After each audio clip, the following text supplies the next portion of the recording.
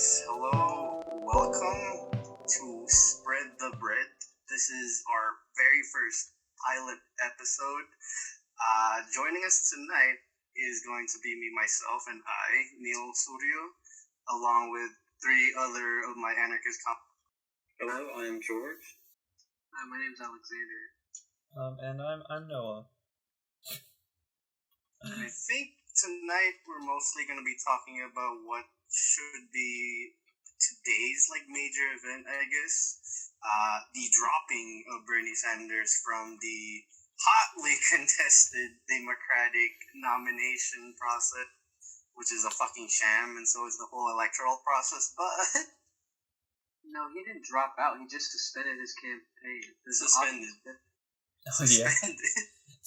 I heard someone say that in one of those chats I'm in, where they were They for sure did. I think it's like one of those baby leftists that you were talking about. It's like, what does that mean? No, he definitely dropped out. Like that's a dropout. Yeah. I think it's to be expected, though. What's probably going to be the impact of this, of Bernie drop? Because for me, I think the biggest impact that we should be looking forward to is, I guess, further radicalization from these baby, quote unquote, into turning into full-fledged small leftists. I think maybe you'll see a few people move more left, but I think overall, I don't think anything's really going to change that much. I think it's been kind of expected ever since Super Tuesday. Even though Bernie had a chance after that, I mean, overall they gave us a good reflection of which way the election was going to go. So I actually don't see too much change. Maybe some people will get more passionate from Bernie losing, if they slightly supported Bernie but weren't way into politics and this upsets them. I think you can see radicalization that way. But other than that, I think it'll probably stay about the same. I think that you probably would have seen more radicalization if, let's say, that Pete and Klobuchar didn't drop out when they did, so Biden gets significantly less share of the votes. So if you had a situation where Bernie's pretty much the number one delegate getter until the convention, which they inevitably would not give him the nomination even if he received the plurality of the votes, I think he would probably see some more radicalization at that point because it shows the inherent failure of our electoral system. Yeah, out of curiosity, has he endorsed Biden yet? No. I haven't seen anything about that. Okay. Because that would pretty much be a big fucking gut punch. I don't think a lot of these people who actually did support Bernie would be following this husk of a fucking zop and also, an actual rapist. I kind of hope he just doesn't endorse. I mean, I just feel like that's the best way. Because, Bernie's not going to run again. I mean, this is kind of it. I just kind of hope he ends it just sticking to, making a line sort of between the left and then the Democratic Party. It'd be kind of nice. I mean, don't get me wrong. I think that he's probably going to end up endorsing him, to be honest. I mean, he probably will. I think it'd be kind of nice, though, if he just, because, I mean, that'd be a good way to end your legacy, kind of, just, making a clear distinction that, hey, we're not the same sort of thing. I mean, as much as I think, Biden's better than Trump, and, that's probably who I'm going to vote for, when it comes down to the two, it would be nice for Bernie himself to kind of make a stand and be yeah, we're not the same, because we can't just expect people not to vote and do that same thing, because then people are going to be harmed. Do you see it as fundamentally different than when he endorsed Hillary after he lost? I see it a little bit differently, just because he had a chance to run again. I think if you're not going to run again, it's a good way to just make that distinction clear, because it's not really going to hurt you in politics. It's not going to hurt your chances to run again or something, because you're. I mean, I hate to say Bernie's done, but he's done. You might as well end it making that distinction. And at least if we think of it in terms of like what his legacy was, it wouldn't be blip. Yeah, it'd be kind of nice to show that he made like a stand, I guess, against neoliberalism in his last run. Because I think it would have been a bad idea to do that when he was going against like Hillary, because of the fact that if Hillary didn't win, he had this opportunity to run again, and I feel like probably would have hurted him quite a bit to like he probably wouldn't have gotten some of the Democratic voters he's convinced over, since then. If he didn't do that, but I think now it doesn't matter as much because of the fact that he's not going to run again. I mean, maybe he will, but I don't think he should. I think he needs to retire now. I mean, he's worked hard. Give the old man a break. Can he go sit in the Senate though? Yeah, but he's got a spot in the Senate pretty good. I don't think we have to worry about. Yeah. Isn't he the most liked Senate? Mm-hmm. Something like that. Which is funny because didn't Clinton say no one liked him? Yeah, I mean, who cares? Yeah, but Hillary Clinton saying that someone doesn't like someone else is. Well, it's just kind of funny because no one likes Hillary. That's how Obama fucking beat her. Because no one likes her. Is Obama did not win the popular vote in 2008. Yeah. Yeah. But he got more super delegates. So technically speaking, Hillary Clinton should have been the nominee.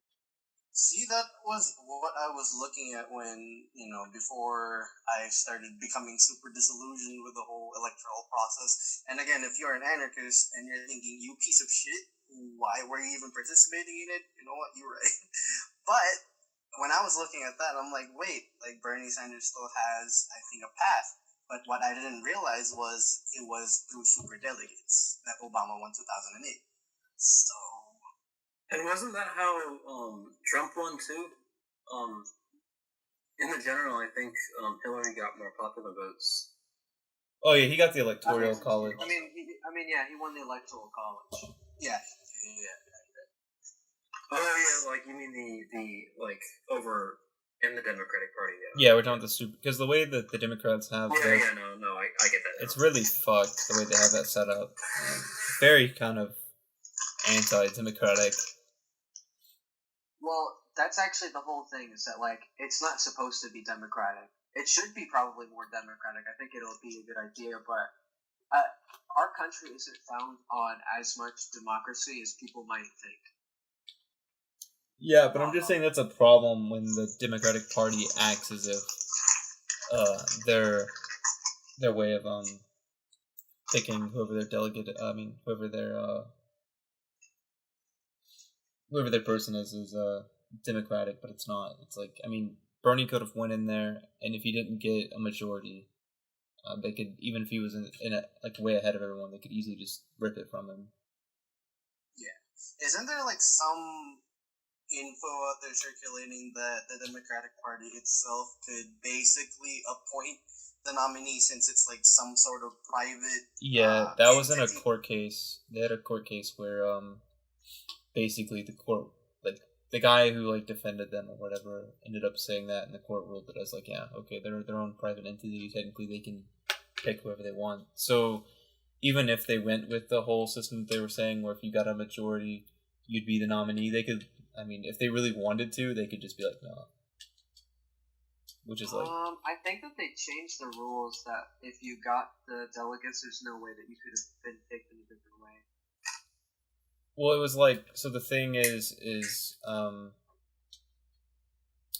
was if you came in with a plurality, then they could put the delegate you weren't the nominee. If you came in with a majority though. Yeah, that makes sense. And what I'm saying is technically by how the court ruled it, whenever they went to court over people saying it was rigged against Bernie last time, the court ruled that they could technically do whatever they wanted, so they didn't even have to follow that policy if they chose last minute to not. Which I think would cause a giant rise up, and they probably wouldn't do that because then you would really see the fall of the DNC.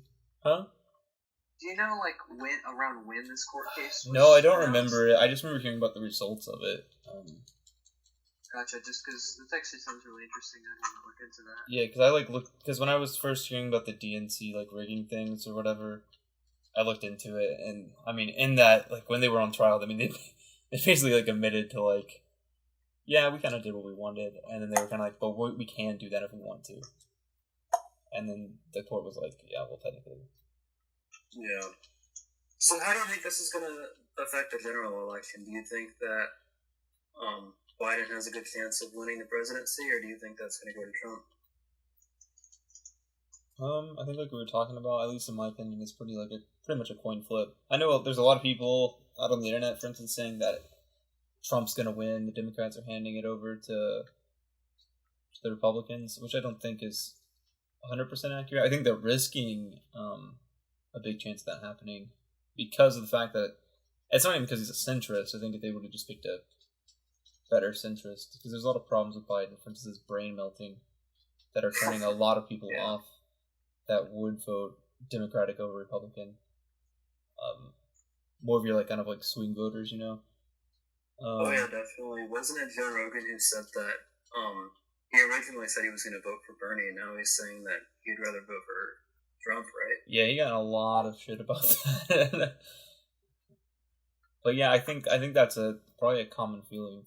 I don't think that necessarily means though that Trump's gonna win. I just think that makes it where like the odds are pretty just like. Yeah, I don't know. I think a coin flip is just as probable. Like I mean, I couldn't really say who's gonna win. Weren't we also talking about like polling numbers? I mean, 2016 can be indicative of like polling numbers being thrown and defenestrated, but I mean, can we still trust the polling? Because does somebody know any current polling numbers when it comes to Biden or? So the problem with being like asking if we can trust polling data is that you cannot always, because not all places use the same stringency. But the way that we do polling data is the same way that we conduct like scientific random studies. And so basically, like if our polling data is incorrect, that means that we're misinterpreting a lot of basic statistics all around the world. And I'm really inclined to say that we're not doing that. But I don't think that polls alone, definitely not when people show just like one poll or one study, for example. I don't think that that's enough. But I think that polls can show a good reflection. However, when you see things like unprecedented turnout from certain groups, there's pretty much no way that you can predict that. I mean, same thing happened in like 2008. Yeah. What's the polling look like? Do you know?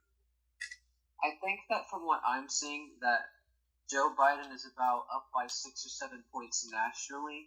Now, I probably should look into how he's doing on a state-by-state basis because that'll matter more in terms of the Electoral College, but that's going to take an inordinate amount of research, and I'm just not doing it at this very moment. But I definitely should look into that.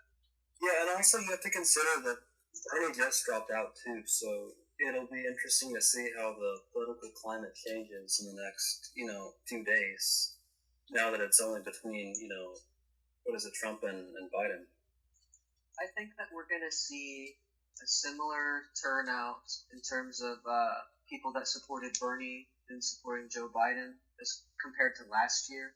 Because the thing is that if you're a Bernie supporter, and I mean, I might be putting a little bit of my own thoughts into here, but as a Bernie supporter, I feel like you understand how bad Trump is and why you should probably vote for someone else. But you don't have to, because I can understand like the discontentment, because that's how a lot of people felt about Hillary.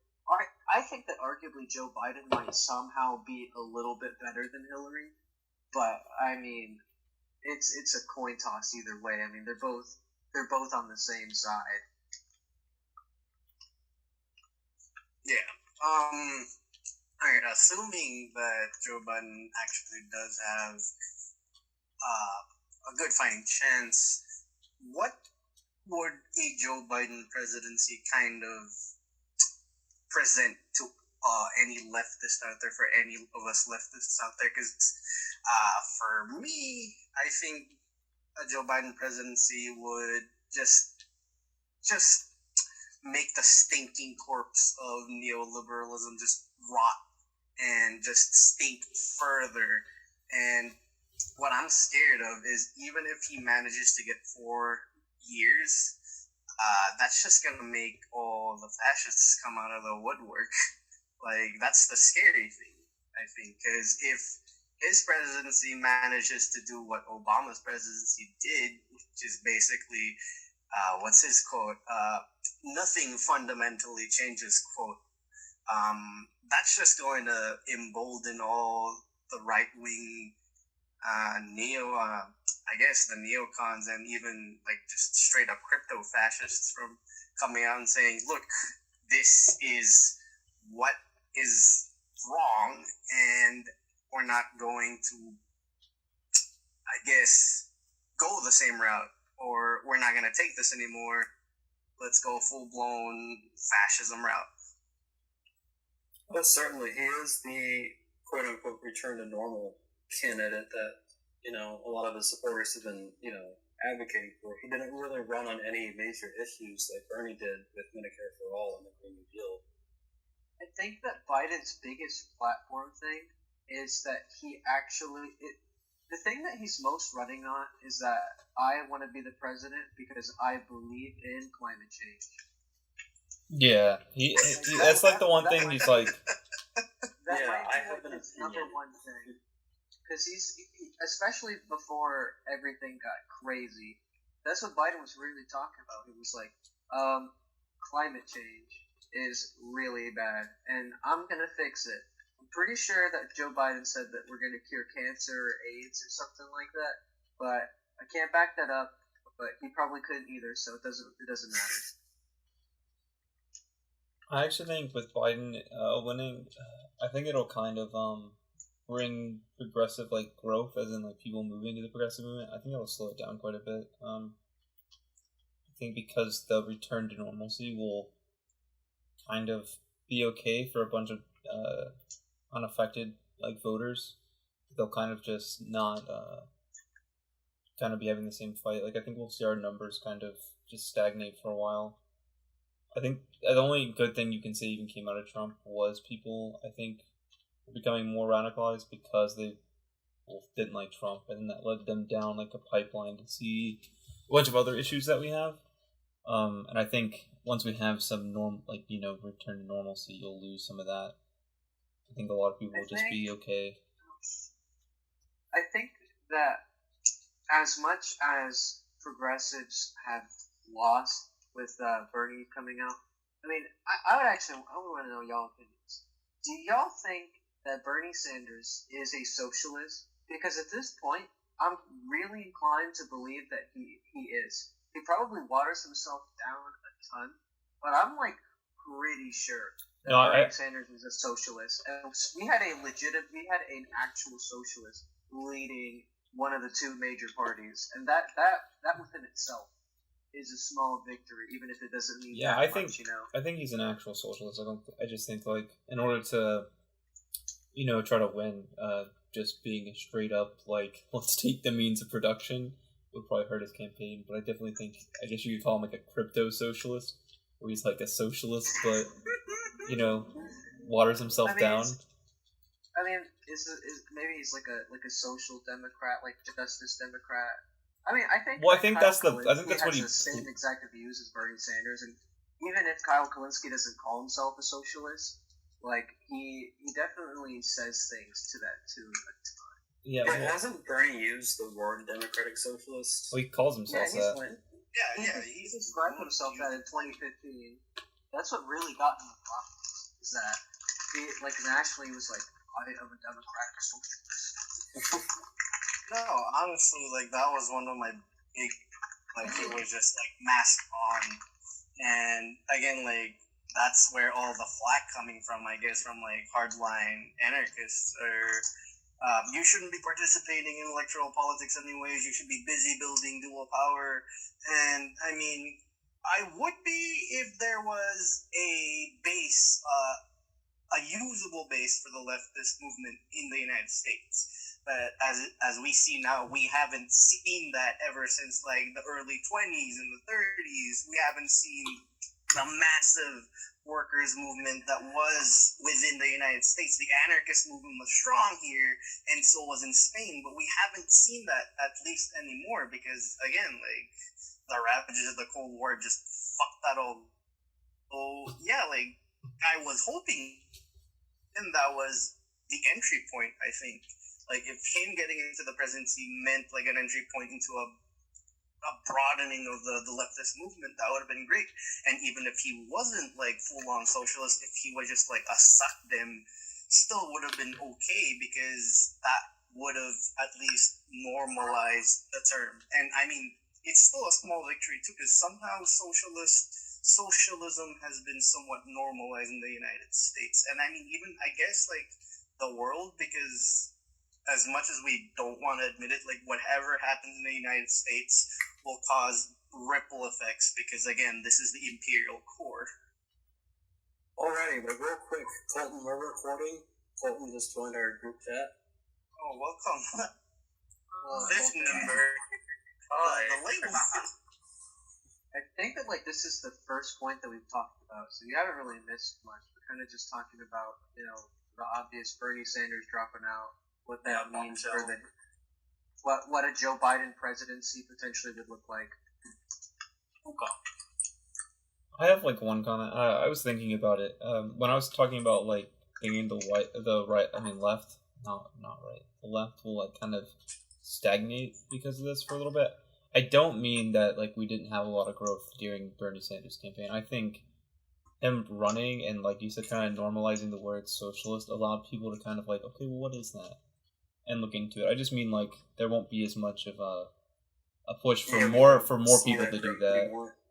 I just think more. I don't think we'll have the same growth that we had, and that's what I mean by like stagnate. I mean we had like a lot of growth through him normalizing the term socialist. Even if some people don't quite understand what socialism is because of that. We have people at least willing to brand themselves at that, which I think overall makes the leftist movement stronger. I just think if Joe Biden wins, we'll have kind of 4 years of like slower growth, if not completely stagnating, until like the next election season, where hopefully we have let's hope we have someone else that's left running. Who do y'all think would run in like the sort of progressive left? So I'm not sure. People have been throwing around AOC, which that's kind of unrealistic. I think so too because she's wildly unpopular with the House in general, and she's one of the most liked people, but she's also one of the most universally disliked people. I think right now, more than anything, she's straying away from like what made her popular and this like icon for the left to like begin with. Because like if you look at like the 2020 election cycle, she's shying away from like other progressives and endorsing like primary candidates against more like establishment choices. Just to build up like sympathy among like the establishment Dems, and I just don't see that translating well for her like long term. Because, like, she's ultimately just going to alienate both sides. Like, there's only so much goodwill you can buy. The both sidism thing. Oh, God. Yeah, I kind of don't see any more, like, bright, just the silver lining in her, like, just being a representative anymore. Like you said, like, she has been pandering to these other things and been moving away from her primary advocacy.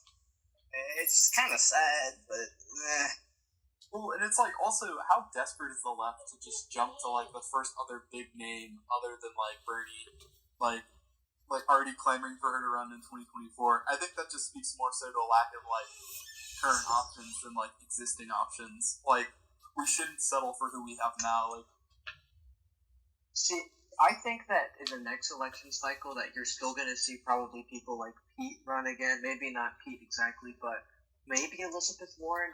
I don't know. She did embarrassingly bad during this election cycle, so... I personally can't wait for Beto to get back into the mix. I just can't wait to see what my favorite suburban influencer dad has to do with it. Oh fucking god, Beto, fucking Robert, call your Robert. name like Robert, motherfucking O'Rourke. You are not Beto or any kind of fucking Hispanic sounding name. You, Jesus, Beto, you're not Beto. Fucking Robert. Okay, Robert. Robert Francis O'Rourke, the Irishman. Maybe he'll Yeah. seduce us, with his Spanish speaking. Yeah, with the spicy ketchup looking. Yeah. Oh yeah, his logo Yeah, looks like his spicy. Oh man, that's so funny. Do you remember? Do you guys remember? For like the listeners, we're all in a chat. Or we all were in a chat. Bobcats for Bernie, and one of the members, he had given an anecdote he had about meeting Beto, and he'd asked him who his favorite musician was. And he said, "Oh, I have to think about it." And then the guy we know went on to say, "Oh, mine's Radiohead." And then like Beto kind of cocked his head and was like, "Oh, I'll have to check them out." This is why you get kicked out of Ars Volta, you piece of shit. You musically inept. Isn't there like a photo of him dressed up as like an animal, like a bunny or something? Oh yeah, Beto was a furry. Yeah. That would be the first time I think Beto was a pretender. Let's rally up a bunch of people and then go march down on the cages in El Paso. That'll show them. We'll do nothing. We'll just sit and stare and point fingers. God bless Beto. Yeah. So anyway, O'Rourke 2024. We're all on board. Man, I don't know why he didn't run for the fucking Senate again. he really Yeah, fucked up yeah, with his no, gun definitely. take. That would have been way better than having what's his name Mussolini quoting what's his name oh my god, like Okay, but don't go dissing Mussolini like that. excuse me. Hey, Mussolini started off as a I have socialist. Miko Tanger on my apartment. Yes, I Hey. diss him whenever I want to. He started as a socialist, alright? I don't know if y'all know that. He did. He no joke. His dad was a socialist. the Italian Social Republic. He was like a hardcore Marxist, and then he was like, "But fascism." And then he's like, But what if fascist? And then he's like, fuck them kids, and then he goes and dunks on them. Yeah, like just what's his name? Just like how Pete and Kamala ended up being failed sons and daughters when their parents were full on leftist. Like, how do you go from like your dad translating Gramsci to becoming Rat Boy? That's an interesting take. do you think maybe Pete is actually a leftist, but he wanted to win so bad that he was like, "I'll be a centrist." I don't think he's that far left, but he completely backtracked on his idea on Medicare for all. Now, it could have been that maybe he liked it on the surface, and once details about it came out, he changed his mind. But Pete strikes me as, like, not that moderate of a guy. But maybe. I feel like he's probably actually more left than he let on, but I think he's more power hungry than he is leftist. Yeah, that's what I was gonna say. Is that like he doesn't strike me as someone who's bound by like conviction. He strikes me as someone who's like power hungry and like just trying to make a plea. If anything, I think if he doesn't run, he's gonna like run in 2024. He's gonna leverage this into a Senate campaign in Indiana. Like he just mainly did this to raise his profile. I think He's bootstrapping himself. I feel like he's going for, like, Democratic leadership or Democratic positions because I definitely don't think that he can win a Senate seat in Indiana. But I think that if Biden wins, whatever Barack Obama called and told Pete, like, he's getting something for dropping out. And Klobuchar might end up getting the vice presidency for dropping out after polling, like, so bad. Bro, the only way I'm voting for Biden I is think- if Klob I is think Biden- VP. No, I think Biden's gonna go with Stacey Abrams, and I'm basing this on two facts. One, she's a woman and she's a person of color, and he's desperate for support for. So Yeah, didn't he say he was gonna put a woman up for VP? yeah, I think that Klob and Warren are the two that are most likely, but given that Warren hasn't said anything, either the reason she hasn't, like, endorsed, I don't know.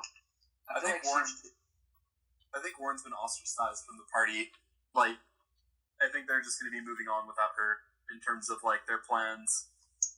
Well, she kind of like ruined her electability by pretending to be a progressive before going like, but we actually need electoral reform. Yeah. Like, she tried to basically say that she was more progressive than Bernie, but then when it wasn't working out for her, she was like, never mind. Medicare for all who want it in 4 years. God. I just want Clove to win, no lie.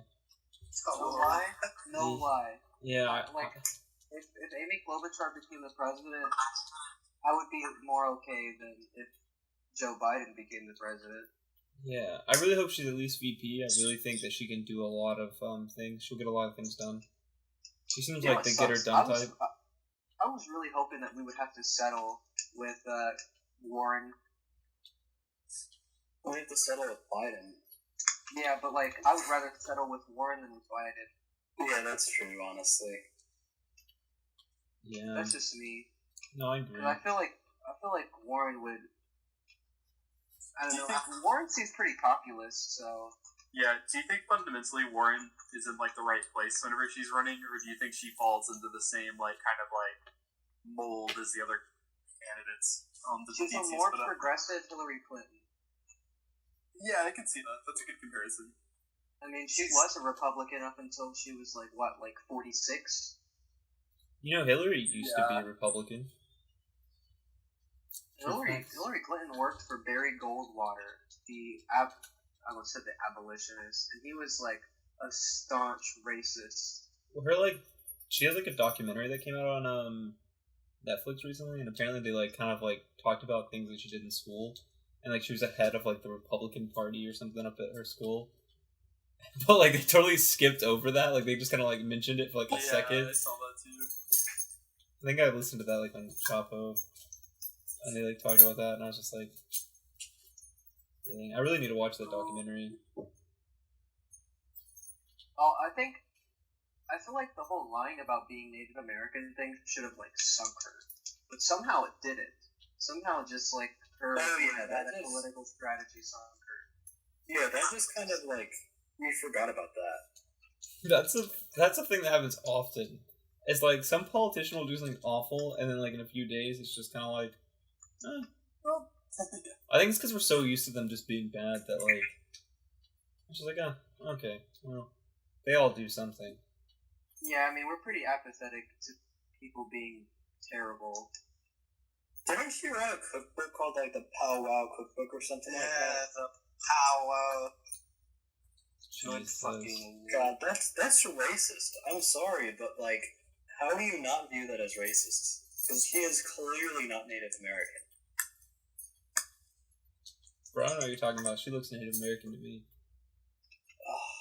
I've seen the blood work. I know she's 1/16. And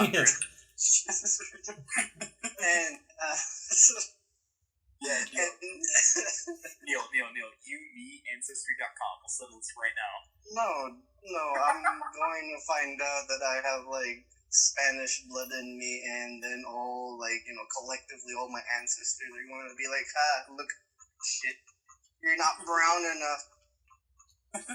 You know, Warren really convinced me that like I should come out as being, 1600th of Native American. She really inspired me. That's interesting. Klobuchar convinced me to come out and say I'm into MILFs. So, Yeah. Oh my god. I mean, wasn't there like there was one incident where someone just started horny posting on alcohol? yeah. It's hot mom energy. The guy's name is Denver. Oh man, hot mom energy. That should have been like her campaign slogan. I know. I would have voted for her. No lie. Okay, so Have you guys done like your highs and lows for like the campaign though, or no? For what? For what now? Your highs and lows. I got a high, but it's a low for Pete Buttigieg. Oh, okay. It's him saying that that he wishes that he would have been born straight, and then he kind of corrects himself because he looks at his husband, and his husband does not look fucking amused. Yeah, he was like, well, thank God I didn't. Like, Because have you guys seen John Mulaney? Have you guys seen anything about John Mulaney? Mm. Yeah, it's like that. It's like that deadpan delivery. He's like, but then I wouldn't have met Justin, and then he makes like jazz hands. Yeah, that was so bad. Like, you could see it in his face. Like, did you just really say that? And my uncle is a Buttigieg supporter, and then I showed him that clip. My uncle is also like very, very proudly gay, so it was like very interesting to see his reaction to that. I mean, I kind of understand what he was like trying to say, because I know a lot of people in those communities kind of feel like it would have been easier if they weren't.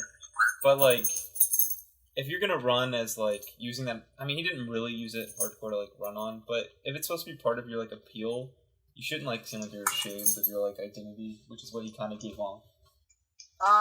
See, the only thing though is that like I get where he's coming from, and I don't know, like. Well, that's what I'm saying. 'Cause I understand where he's coming from, but like, I don't know if you're using that as, which he didn't use heavily, which, you know, Like, I think it's we all kind of like a appreciate. thing. It's kind of a thing that like a decent amount of queer people go through though, like wishing that they weren't that. Especially like if you grew up in like some sort of like religious household. Well, that's why I'm saying like I understand where like he comes from, but I feel like if you're gonna run on part of that, it's just kind of like, I don't know. I think it'd almost be more positive to, you know. yeah, but I think what really put the nail in the coffin was, you know, the fact that his husband was there in the room, Yeah. or in the audience right there.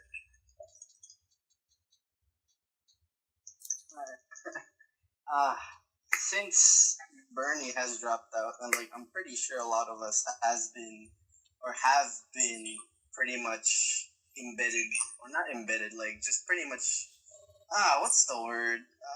Active participants with the Bernie campaign, and we all identify as anarchists or leaning towards that. Now, how do we reconcile the fact that, like, for anarchists, like, we shouldn't even be participating in electoral politics, or hell, like, if the broad term leftist bourgeois politics don't really end up with anything, like, how are we going to flagellate ourselves?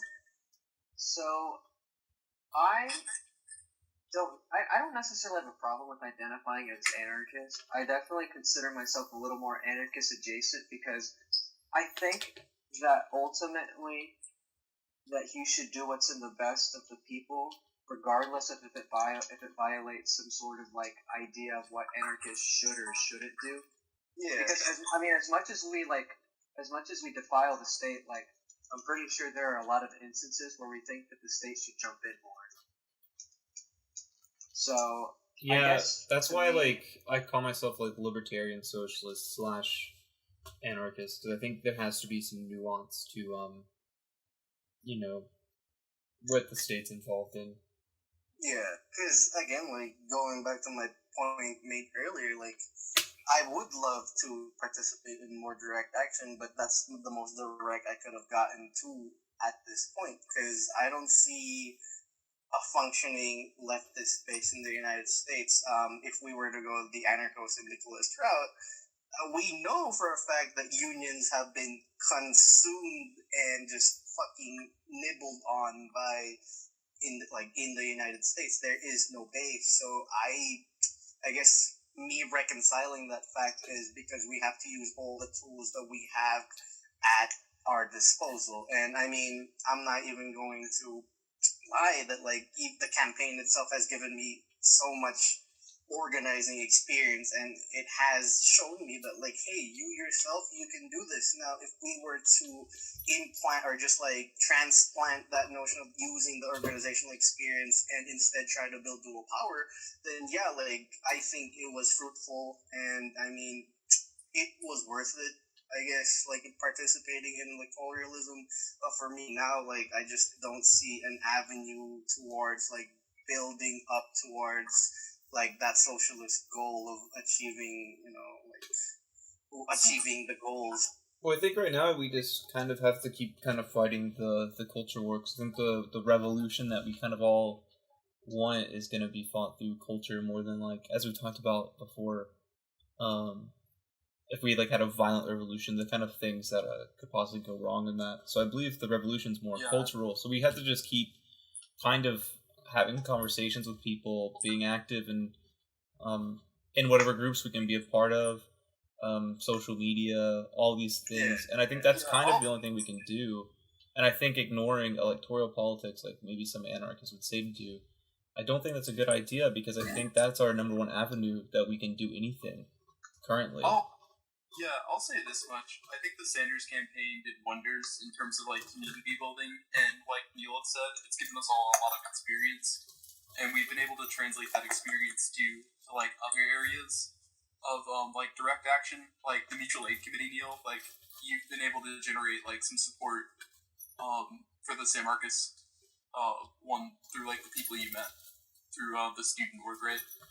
Yeah. And also that, since like I'm pretty sure like a lot of like our listeners would be somewhat like within the San Marcos area, since we'd be sharing this with people we know in the locality, do contact any one of us and try to see if you could at least give a look into the mutual aid, because Corona's not going anywhere within the foreseeable future. Now, if we were to start building some sort of grassroots, locality centered, or grassroots, movement within or without Bernie Sanders within San Marcos, that's one step. Because when we're looking forward into this month is April, we're looking forward to May, people won't be able to afford rent strikes. That's one avenue that we could use the organizational capabilities that the campaign has given us, and to put our energy towards, instituting some kind of rent strike, because there's a lot of people out there that probably won't be able to afford their rent or be able to afford just necessities. Now, that would be a good way to, mutual. It's a good way for us to translate. And on that note of mutual aid, though, this is a pod like I think a lot of us do want to kind of center around San Marcos again, like Neil was saying. So like maybe we'll like go about like establishing like some sort of social media presence or something. To like get that underway, and then that's another thing too that I've seen that's been a failure, like with the Sanders campaign, is that it's really highlighted like how dependent we are on like the strongman type within like leftist movements in the U.S. Like, we need a centralized figure, and I think that's something like communities need to figure out like how to get away from, so they can really understand that they can just really understand that the movement goes beyond like one person, because I think that's where all the defeatism is coming from right now in the U.S. and especially in San Marcos from the people we've talked to. No, and again, like the leader-follower dynamic has been shifting. Like when I saw people organizing with San Marcos, and just connecting this to the campaign with Bernie Sanders, like Hayes managed to win the county for Sanders, and the leadership within the community was always fluid. It wasn't just one singular person doing all the work. It was very much decentralized. It was very much fluid. And again, like, isn't that somewhat of like an experience an anarchist will value and put forward and kind of learn from? And it's good. Like, the fluidity of it all was really just eye-opening into how just a singular one-person thing can translate and, kind of grow like a fungus, kind of grow that cell. It's not cell, but I'm not even going to go into the biology analogy because I'm pretty trash when it comes to that. But yeah, I think you're right. We need to kind of, I don't know, the progressive movement has to be more than just whoever is, like, currently leading in electoralism. Like, because if we all put all of our faith in this movement and someone like Bernie, when something like this happens where he, drops out because, well, we just didn't win, then you just kind of, like, have the movement kind of be directionalist. We have to kind of get used to kind of functioning without, like, one sole, like, face, like a face of the movement. Yeah, not putting all the eggs in one basket, kind of. Yeah. So I got a question for y'all because this is something I've been really wondering myself. How big do you think the progressive base is? Now, I don't think that all of us probably describe progressive the same, but I mean, we can at least understand like the central themes of it. Where would you say progressivism like begins though? So I would say that like if you're kind of into like like Elizabeth Warren, maybe you have like a general distrust. Maybe you don't necessarily have a distrust for capitalism yet, but you think that like big business is bad. You're not a fan of Wall Street. You think that rich people aren't paying their taxes. Like I would say progressivism kind of focuses on like climate change, social justice, all like prison reform, and then like income. They also focus on income inequality. I would say basically the entry is kind of like the suck dem kind of place. Yeah, I would. Agree. Yeah, no, I agree with like the most like the mass of the progressive movement within the United States would fall within the suck them, or hell, if you want to call them the reformists. Yeah, the social democrats and left is basically like, and then to the left of that is basically what makes up the progressive movement. I don't know how quite big we could say that is. I mean, I wouldn't even say it's like half the Democratic Party, but I think it's definitely a good portion. Yeah, I don't think it's that big right now, but like, do you think it exists within the party? Because I think it would exist outside of the party. I mean, it exists outside of the party, but I mean, let's be real here. Anyone that's going to be part of the progressive movement is probably voting Democrat over voting.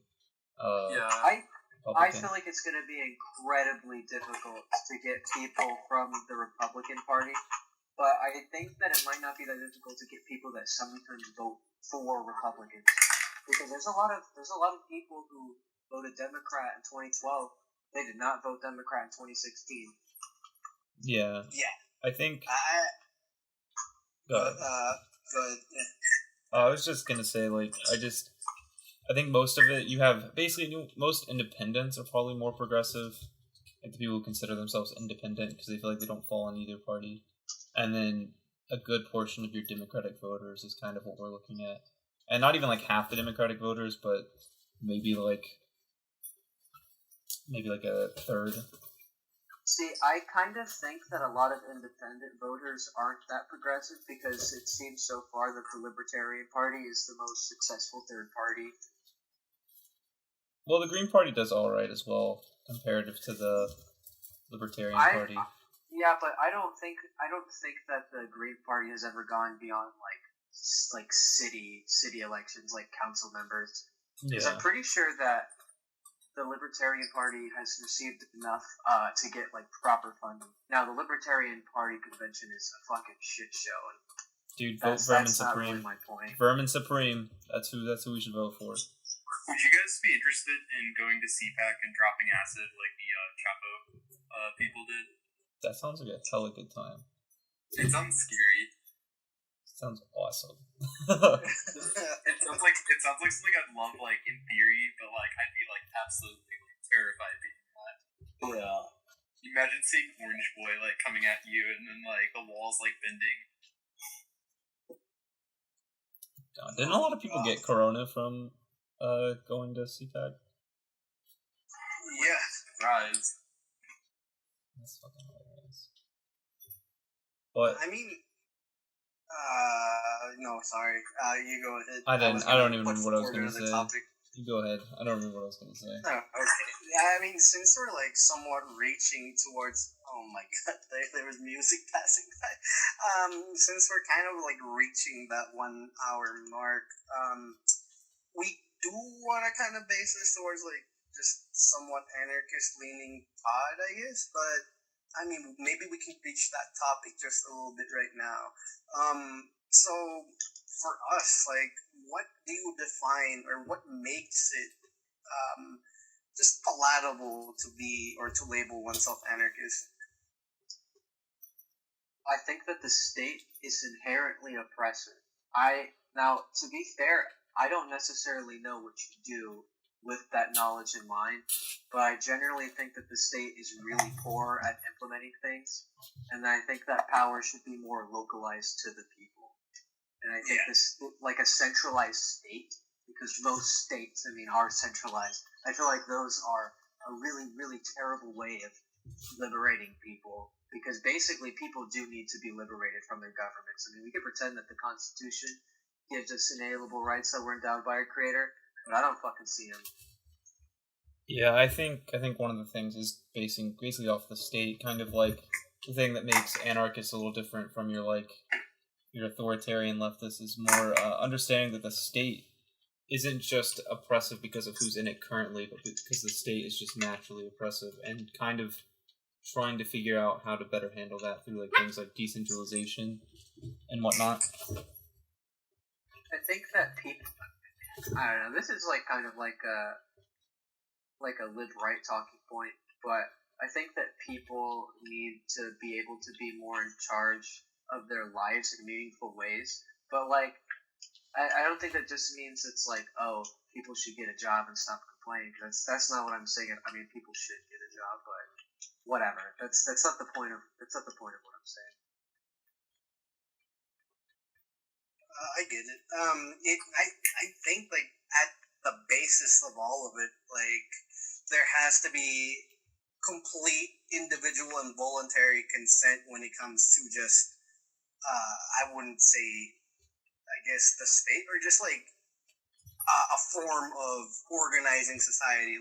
Everything has to be voluntarily given with consent. And again, the main gripe I have now with electoralism is it only has a veneer of democracy. There is just this thin slapping of paint over what we call democracy. If there is consent and given consent among the workplace, that would be great, because at the moment there is no consent given. For example, just Biden becoming the nominee, it's not really consent. We haven't, as as people who participated in that electoral process, it wasn't full consent. Not everyone agreed to it. Yeah, certainly. Something you said earlier, Alex. I don't think that I might be in the minority here in this opinion, but I don't think the state is really inherently oppressive. I do think that you need some sort of, certainly not as strong as what we have now, but some sort of centralized entity to some things just need that, Medicare for all. There's no way you can have something like that on a local level. I actually disagree with that, but that's fair. But I think it's that while the state might be necessary, that doesn't stop it from being oppressive. Oh no, it is certainly oppressive the way it is implemented now. I really agree with that. Because the thing is that, and this is the biggest thing that I've had to deal with, given what I subscribe to ideologically, but I don't know how you create a stateless society without having some sort of de facto state to enforce that ideal. Because ultimately, things only matter as far as you can enforce them. Property rights only matter as long as you can have someone enforce that is your property. If you just wave around and say this is my stick, and I come up and grab it from you, if you can't do anything about it, it's not your stick. Yeah. That's what I just kind of mean. I think with what I was saying earlier was just kind of lost, but there has to be a given consent. For example, if we don't have to necessarily call it a state, but for example, if we organize let's say this local level Medicare kind of program, but everyone democratically says yes, we would like this to work above us because we give it consent. But the moment that everyone starts disagreeing and starts saying, okay, this does not work, then I think that's when the point comes to where it should be okay, this doesn't work. It's either we start thinking about dissolving it completely, or just thinking about how we can replace that to make it better. I'm not completely saying authority just disappears. There has to be some sort of authority, but that authority has to be coming from from consent from a group. Does it have to be consent from a majority of the group? Yeah, like it definitely has to be. Because again, like if the stick example, like let's say there's 4 people, and then you wave the stick and you start saying, "Hey, this is my stick." 3 people will say, "Yeah, that's your stick," because like we see it as you owning it, like it's in your hand. Like I don't see any problem with it. One person says no, and he's the minority. Like it has to be democratically. Consent was given that the stick was yours. What happens if you get things that are democratically passed that are like bad for democracy or just bad overall? Because that's part of the problem that I think that we're running into is that, policy is decided by populism, but again, I think democracy sucks, but I have no idea what you would do without it. Because that's, like, whenever I hear arguments against for the Electoral College, it's always like, oh, well, do you want majoritarian rule? And it's like, what else do you suppose? Like, do you suppose that we have, like, minority rule? I don't see the logic in that, but that's a really stupid right-wing argument that you don't have to engage. I saw, Alex, I think you tweeted something about that recently, where it was like, when it's something that you like, it's called democracy. When it's something you don't like, it's called mob rule. Yeah, that's basically what people are thinking. And don't get me wrong, mob rule is definitely a thing. I'm pretty sure that in the 60s that most people, and to be fair, most people in this country are white people, and so I definitely think that there are more white people that aren't gonna like segregation ending compared to the people it affects. But I'm sure that was more popular. But I guess that one was okay for being in action. That's like people are okay with Donald Trump being president. Like even though he lost and he literally was not. He gets conflated to like, oh well, it's because we had 9 million billion bajillion illegals voting in California. Which is like completely like asinine because hell, if you were an illegal and you were to vote, what's gonna happen to you? You're going to get booted out. And then the argument comes like, oh, like they could have falsified the papers, and then so what? Like that's just the problem of the system not working. If they can't even follow through with like what's it called, like certifying that the person is actually real or not, or falsified or not, like do not blame the sinner, blame the fucking system. I see, but that's kind of like the reason why people are pushing really stringent voter ID laws. Which we might not be in like a concurrence in opinion on that, and that's fine. Everybody's allowed to have their own opinion.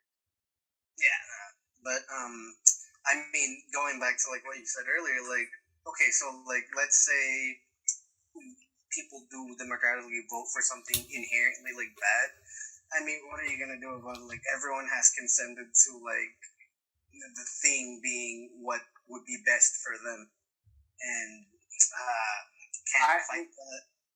It's difficult. Like I agree with you. I don't have a good solution because the problem is it's like, okay, well, do you think that we should do what a minority of people want? Because even like the idea of like if it's quote unquote good, that's subjective. So yeah, who's to say that you're even right about that? So yeah, no, definitely. So like let's say like the thing is inherently bad because of like just objective reasonable fact. Now I think the solution behind that would be like just better education, but then that kind of just takes the conversation away and just makes bigger, which again is true because this is going to be a complex thing. Like direct democracy will be a complex thing. It's not a simple, oh, everyone votes yes or votes no. It's much more complex. But I still stand by the idea that like direct democracy should be the avenue to everything that society has to be molded around of, because either good or bad, it's still people are giving direct consent to a certain thing, and that's not like a terrible just people exercising their individual power. This makes me think kind of something someone asked me once when I was talking about anarcho-syndicalism once. Someone told me, like, so what happens when your commune all vote to be capitalist? and if it's majority and they decide to be, Yeah, then they become you can't fight. Like that fuck, like you can't fight that. Yeah, I know. Like, if It's everyone says yes, yes. it's just one of those things where it's kind of like, well, then I mean, I guess. There's an authority left answer for this. Oh yeah, the gulags. Hello, paging Deng Xiaoping. Education are we- reassignment centers. I think we just But said I like mean, some We'll nice actually just revert gulags. back to feudalism at that point. Dude, I'm all for Anarcho feudalism. I'm all for neo feudalism with primitivist characteristics. Yeah. That's what I roll with. But yeah, I mean, again, like, theory is always going to be somewhat complex. That's why everyone doesn't want to read it all. But if I guess, like, the final question, I guess, would be, like, so do we think that direct democracy is a given, just a given? Or is there somewhat another avenue for, like, the structure of society if we were to, go through with satire? Well, I I guess think it, direct democracy is our best option, in But- all honesty. I think it depends on how you're trying to set up direct democracy. What are we being directly democratic over? Are we being directly democratic over, like, all policy? Or the people who get to make the policy? 'Cause I think if you do all policy, the problem is you're not going to have that many people engaging. Because we already have people who can't even figure out who to vote for because they don't engage enough to know who to vote for in electoralism. So I think it's kind of hard to expect people to understand policy at a level that they can actually make an educated vote. And I think that mainly comes to a problem of us being such a huge, like, kind of country. I guess you could do it kind of maybe at the local level, but right now we don't even have people paying attention to their local elections for me to even see that working either. It's just kind of like confusing.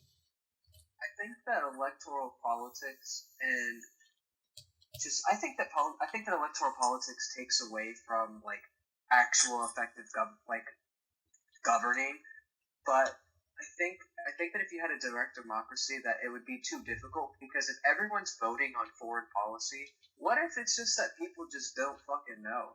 I mean, Yeah, that's a good example. Foreign policy's hella confusing. I mean, people are pretty anti-intellectual in this country. I mean, I'm sure that there are states that if you made it, I mean, there are states that have where it's optional to get certain vaccinations, and I mean that's like a pretty important thing. Like, imagine if after this pandemic is done for, that we get people saying, "Well, why the fuck should I have to get the coronavirus?" I mean, you know that'll happen. In, like, Oh, for not sure. even And 25, they'll try to not even 25 years. Give it 15. They'll claim it's violating their rights. Yeah, I think that's why, like, when it comes to direct democracy, I think it's really good in theory if you're talking about, like, voting on each policy. I think just in practice, it just wouldn't work out the way that we'd want it to. Yeah. So Yeah, to even if direct democracy were to happen in, like, a smaller aspect, I still think it gets problematic. Like, I like the idea of worker co-ops. The problem is that I don't know the correct instance in which to implement it, because surely not every business could or would function as a worker co-op. I would point to the Mondragon corporation in Spain. Like, it's a massive fucking co-op. Well, I think and what they he managed to survive. I think what he means is when it's big I'm not denying enough. that worker co-ops don't work, and in fact, the bigger the company, I think the easier that it is to The manage. problem is when you get down What to do you smaller do? companies where they have Yeah, like what do you- 5 employees or like something like that. Especially like, what if you're a business but you contract your work out, or you contract like some of your work out? Yeah, it just starts getting. I think we have to figure out. I think there's more nuance that I think like it's good to be kind of like pro co-op, but like we have to kind of deal with that in a nuanced way where it's like I was talking to Alex about this where I was like, maybe we had like a limit on like once you hit this many employees you basically have to become a worker co-op, but then you run into the issue of people trying never to get to that many employees. It's just really Exactly. complicated. I think it's the best like way like for people to have a business run so that people are getting, represented in the place they spend half of their waking hours. But I think it's kind of like, how do we get there? Like, how do we get to a point where that can be set up? And again, like everyone was saying earlier, like, yeah, there has to be a little bit more nuance. And again, like, I think that's where we should put forward the energies of, like, theory crafting wise. But well, yeah, it's a good example of showing where theory is kind of dated, because before, when people talked about this, everyone worked in like factories and stuff, and like we still have people working in factories, like in Amazon warehouses, but we have a lot more people who are independent, as in they're like freelancers doing contract work or things like that, and they may have like a few employees. I mean, you could use like people on the internet making money, for instance, like people who do like YouTube or something. They have like a few employees, but they don't have enough, and they're the ones making all this content. It's kind of like, how would that work as a worker co-op? Like kind of things like. Well, so I think that the problem is that like a worker co-op is a good solution for a lot of things, but you definitely.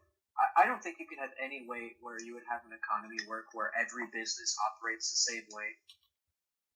Yeah, it's very difficult. I think it's a good model to like want for most, especially really big places. Like I think Amazon being a worker co-op would probably be a good idea. And things like that, like these big Walmart, Yeah. But I think like you run into some issues depending on the types of businesses you're looking at and how big they are. And I don't really know how you handle those necessarily, which I think is something that we need to really think more about, because it's kind of like a lot of these issues are becoming more they're more modern issues. Like before, yeah, you had people who could do like kind of freelance work, but like the level of which the internet has allowed that to happen is way greater than before. So you have more of this kind of work. There's a lot more people working for themselves. Working from home, especially being shown right now, like there's a lot of people that are realizing I don't have to waste time or money going to an office. Yeah. Yeah. Okay, so Colton, like, any closing remarks for that one, since you didn't get to, at least because, like, we are closing in on the hour. Oh. And I think this is a good time to, like, just kind of wrap things. That's probably a good idea. Yeah. I'll talk for like hours. Yeah. The thoughts for me, kind of building my schedule right now for next semester. So, sorry if I was kind of quiet in that last little segment. Ultimately, just drop out, dude. Drop everything. Come on, dude. Like, it's a scam. My fucking degrees are scam. I'm trying to find out which revolutionary course to take. So, yeah. This conversation for after. Since we have been gotten to the point, well, thank you for giving us a listen. This was our first pilot episode, and to all of you who did actually listen till the end, thank you so much. This is where all of you say your names. Spread the bread. This is Noah. I'm George.